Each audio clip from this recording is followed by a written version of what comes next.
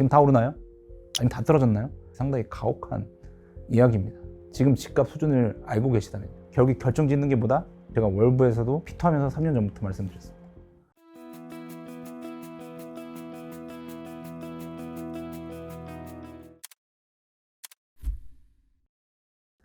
이제 우리가 앞으로 거래량 보실 때 증가 감소보다는요, 누적 거래 총량을 보시면 좋아요. 비단 이번 정부뿐 아니라 지난 정부에서부터요, 정부가 시장이 과열될 것 같으면요, 직접 정부가 은행 창구를 컨트롤하기 시작했습니다.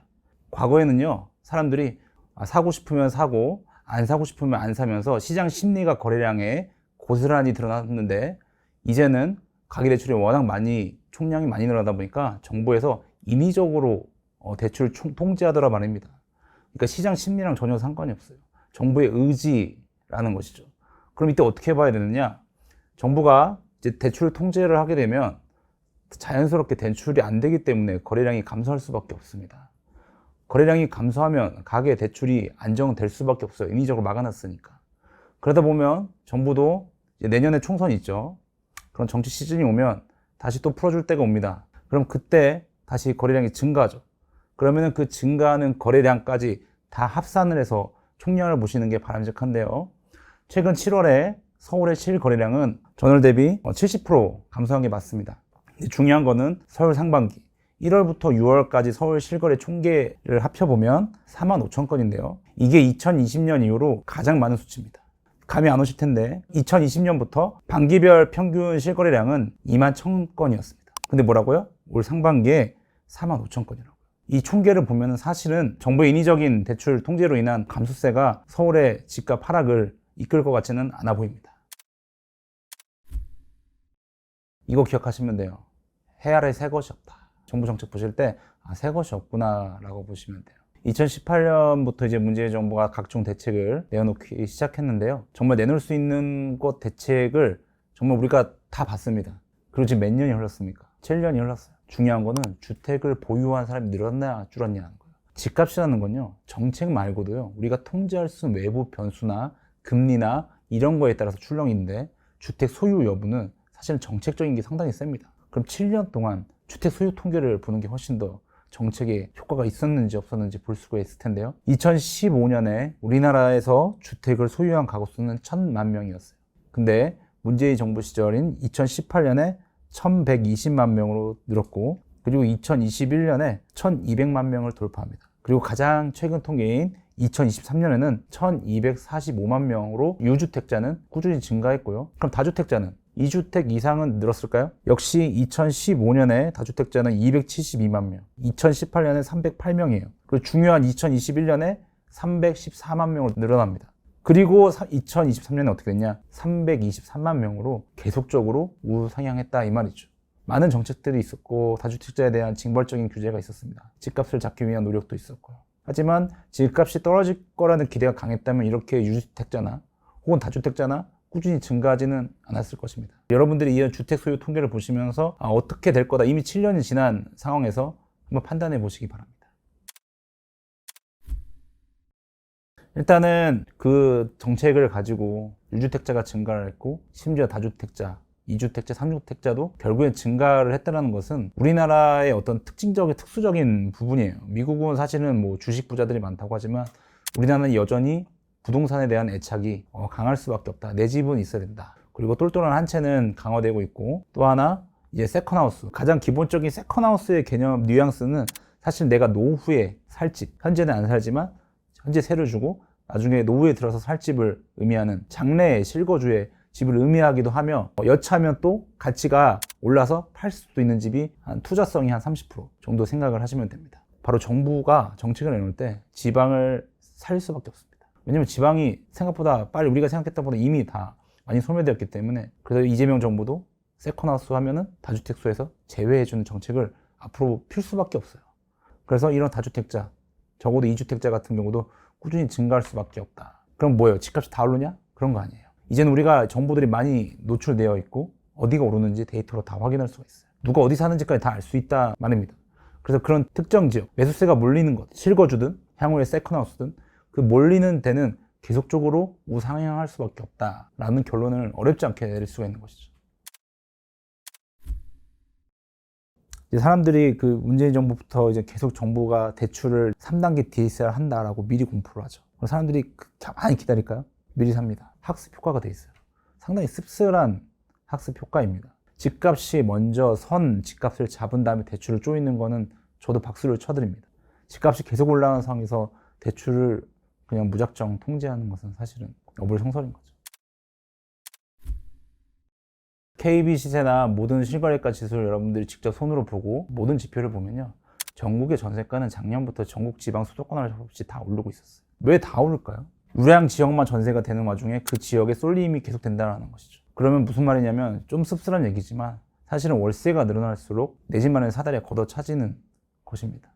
기본적으로 지금 50, 60대, 70대 집을 가시는 분들은 한 번에 내 집을 사신 분들이 있을까요? 여러분 아버님 어머니한테 물어보십시오.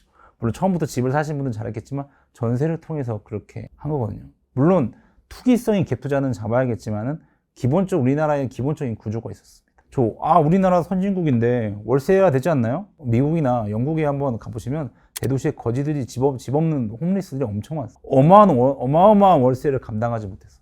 과연 그게 우리나라에도 정말 똑같이 적용돼야 되는 부분인지 한번 우리가 생각을 할 필요가 있는 것이죠. 대출이 증가를 하면은 물론 유동성이 올라서 집값이 오르게 했지만 그렇게 해서 잡았나요? 일괄적으로 전세 대출 하지 마. 이건 상당히 내 집을 마련하고 싶어서 월세를 사는 분들한테 상당히 가혹한 이야기입니다. 지금 집값 수준을 알고 계시다면요. 사실 외국인들의 한국인 부동산 매수는 어제 오늘 일은 아니에요. 2015년부터 사실은 외국인 토지 보유가 꾸준히 증가를 했고요. 집합 건물, 저 아파트 포함해서 건물의 매수 비중은 중국인이 높습니다만 그게 비싼 게 많다기보다는 뭐 시흥이라든지 인천 부평이라든지 전통적으로 중국인들이 밀집해 있는 수도권 서부 지역에 많아요. 그 단가들이 사실은 서울의 어떤 여러분이 생각하는 그런 좋은 지역보다는 상당히 낮고 원래 살던 지역이라서 사실 이걸 가지고 무슨 역차별이다라고 보기에는 조금 무리가 있습니다. 현재 기준에서 서울의 무주택자 비중이 52%로 조금 더 집이 없는 분들이 많아요. 그런 의미에서 이제 나도 집이 없는데 외국인이 집이 있다라는 것 자체의 워딩 자체는 상당히 반감을 살 수 있지만요. 여러분들 알만한 해외 대도시 한번 생각을 해보세요. 거기 다 순혈 내국인으로만 돼 있나요? 글로벌 도시는? 아니라는 거예요. 외형적으로는 선진국의 반열에 올라가고 있고 영향력도 못지 않다는 걸 여러분들 공감하실 거예요. 그럼 자연스럽게 우리나라도 거기에 대한 준비를 해야 되는 거예요. 안 돼. 막는 것보다는 그것을 어떻게 하면은 현명하게 잘 이용해서 우리나라 서울도 뭐 지방의 대도시들도 글로벌 도시처럼 성장시킬 수 있을까. 사실은 이렇게 막 색안경을 끼고 내 집 뺏어가 이렇게 볼 수도 있겠지만은 그 기회적인 관점에서 해석하는 게 필요해요. 왜냐면요, 우리나라 경제 상황이나 인구 상황이 외부 투자를 이렇게 배척할 정도로 지금 상당히 뭐 쉬운 상황은 아닙니다. 그렇기 때문에 인구도 감소하는데 그런 외국인 투자들이 어떤 이런 부족한 부분들을 백업할 수 있다는 관점을 견지하면서 우리가 어떻게 하면 영리하게 이용할 것인가, 이런 제도적인 부분들이 필요하고 우리도 열린 마음이 필요한 시점인 것 같습니다. 외국인이 우리나라에 사냐 안 사냐가 문제가 아니에요. 외국인들을 사서 신고가를 찍어버리는 게 문제예요. 15억인데 외국인이 20억을 찍어버려요. 그럼 이거 어떻게 해야 돼요? 세금으로 흡수하면 됩니다. 기존의 간평가 대비 시세를 몇 퍼센트 높게 매수를 했다고 하면 그만큼 징벌적인 세금을 매기는 것이죠. 그러면 그 신고가가 세금으로 흡수되는 거예요. 그 외국인들이 관심 있는 지역에 그런 지역들에 대한 세금을 아주 세밀하게 잘 짜가지고 영리하게 우리가 세수 효과를 누릴 수 있는 것이거든요. 그게 훨씬 더 우리에게 세수도 도움이 되고 가격도 안정시키는 두 마리 토끼를 잡을 수 있는 방법이다라는 것이죠. 또 하나 문제는 뭐냐면 이제 지방 같은 경우 지방 소멸은 이제는 이미 뭐 너무 걷잡을 수 없는 불이 되었습니다. 사실 누가 잡을 수 있습니까? 그런데 만약에 외국인들이 우리가 아는 그 지역뿐 아니라 지방에도 소도시에도 지방마다 지금 다 생존을 위한 전략들이 다 있어요. 거기에 부합하는 부동산 지역들을 투자한다고 하면은 오히려 그런 데는 인센티브를 주는 것이 필요합니다. 부동산이 하나가 잘 투자가 돼서 좋은 상권이 마련되잖아요. 그것이 창출하는 부가효과는 뭐 엄청납니다. 단순히 건물 짓는 거 외에도 사람들을 불러 모으잖아요. 많은 축제들이나 그런 부분들. 그렇게 해서 영리하게 활용한다.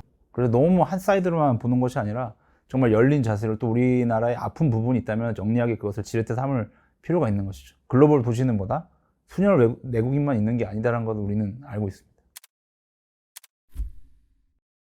우리가 이제 서울 수도권 뭐 지방을 떠나서 가장 중요한 지표는 첫째도 전세 통계고, 둘째도 전세 통계고, 셋째도 전세 통계입니다. 전세 매물이 풍기했다는 뉴스가 나옵니다. 전세 사기 때문에. 전세 사기는요, 반강제적인 월세화를 불러일으켰습니다. 여러분들이 무주택 직장인이라고 했을 때 내 집을 마련하기 위해서 전세가 유리할까요? 월세가 유리할까요? 월세는 내가 못 받는 돈입니다. 전세는 목돈이긴 하지만 내가 돌려받을 수 있는 돈입니다. 전세가 유리할 것이죠. 근데 무슨 일이 생겼다? 이 보증금을 못 받을 수도 있는 전세 포비아가 이 대한민국에 들이닥쳤다 이겁니다. 전세 포비아가 어디가 더 많을까요? 서울 아파트일까요? 지방 빌라일까요? 지방 빌라입니다. 보증금을 못 받을 확률이 높겠죠. 그러다 보니까 실제 통계가 지방 빌라는 전월세 중에 월세가 80%예요. 서울 아파트는 전세가 56%예요. 전세가 더 많아요. 내가 보증금을 못 받을 수도 있다는 와중에 전세 거래가 이루어지는 곳은 무엇을 의미할까? 보증금을 받을 수 있다. 그럼 전세를 가지고 있는 사람들은 전세 포비아가 심할수록 그럼에도 불구하고 전세 거래가 이루어지고 거래량이 많고 전세가가 오르고 매물이 떨어지는 곳은 뭐다? 장래에 집값이 오를 확률이 매우 높다라고 판단할 수 있겠습니다. 일단 우리가 2020년부터 지금까지 여러분 정말 많은 일들을 겪었어요. 그래서 그 5, 6년간이 거의 대한민국의 뭐 부동산이든 주식이든 격동의 시간이었어요. 다 망하고 다 상승하고 하지 않더라는 거예요.